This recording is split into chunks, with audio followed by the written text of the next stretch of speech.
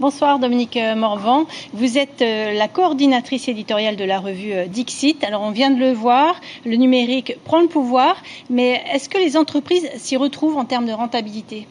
Oui, bien sûr. Alors c'est vrai que c'est un mouvement qui a saisi les entreprises polynésiennes, puisque 70% à peu près des entreprises savent qu'elles doivent faire cette transformation numérique. C'est un gros investissement financier dont la rentabilité va s'étaler sur plusieurs années. Mais en fait, on a tous réalisé qu'on n'avait pas vraiment le choix. Et si on prend l'exemple de notre société, la digitalisation nous a permis de mieux comprendre ce que les lecteurs attendaient à travers, par exemple, les statistiques de Google. Vous savez que le magazine est en ligne depuis 3 ans et donc on s'est aperçu que, hormis le tableau des 200 premières entreprises qui est bien sûr très très consulté, le lecteur allait voir tous les chapitres sur les aides à l'entreprise. Mais c'est un véritable mode d'emploi, le Dixit, hein, on le sait moins. Voilà. Hein, il y a en même temps la fiscalité, les aides à l'investissement, les aides aux entreprises, c'est très complet. Voilà, et avant la digitalisation, on n'avait aucune façon vraiment de connaître l'attente du lecteur. Maintenant, en fait, d'une manière générale, je crois que la digitalisation des entreprises, ça permet d'aller vers le client, de mieux comprendre son attente. Et dans tous les domaines, bancaires, énergétiques, on va vers ce mouvement de répondre le mieux possible aux clients. Alors le pays s'y est mis avec une administration en ligne. En revanche, dans les îles, on rencontre de gros problèmes pour l'accès à Internet. Est-ce que c'est pas un peu paradoxal ?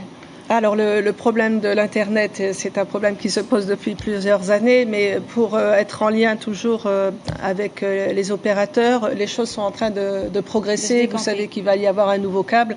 Ça va se faire. De toute façon, le rapprochement géographique va se faire à travers aussi la digitalisation. C'est le but. Alors dans le Dixit, vous cherchez à être plutôt positif, optimiste, mais ça ne vous empêche pas de mettre le doigt sur les imperfections du système, la politique de l'emploi ou encore la PSG, on l'a vu il y a quelques minutes. Il y a vraiment urgence. Alors la PSG, c'est impératif d'amorcer vraiment ce mouvement dès cette année. Hein. Je crois que le gouvernement l'a annoncé.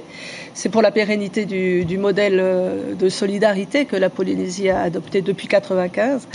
Pour ce qui est de l'emploi, la Chambre territoriale des comptes a fait une enquête qui a été publiée en juillet 2016. Il faut se servir de cette analyse pour revoir les aides à l'emploi, revoir l'utilisation de l'argent et surtout les formations, qu'elles soient plus adaptées aux vrais besoins des entreprises. Là, on a un problème. Concrètement, lesquels ?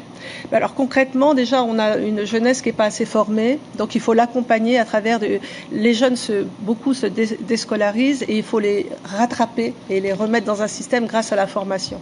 Donc les secteurs qui marchent, il y a évidemment le bâtiment. Vous savez qu'il y a énormément de maisons, aussi bien dans l'habitat social que dans d'autres types d'habitats qui vont être construits. Il y a 60 sociétés qui ont été agréées par l'OPH pour construire les pharés, plus une trentaine de sociétés qui travaillent avec les résidences. Ils ont besoin de main-d'œuvre qualifiée. Donc là, déjà, le bâtiment, beaucoup de main-d'œuvre qualifiée. Après, tout ce qui est technologie autour des nouvelles technologies, justement. Et ça rejoint ce dont on parlait. En fait, tout s'enchaîne. Aussi bien dans le digital, mais aussi dans l'énergétique. Hein, la transition énergétique, on a besoin de techniciens qui vont préparer les énergies renouvelables. Merci beaucoup Dominique Morvan, à découvrir donc dans le nouveau Dixit.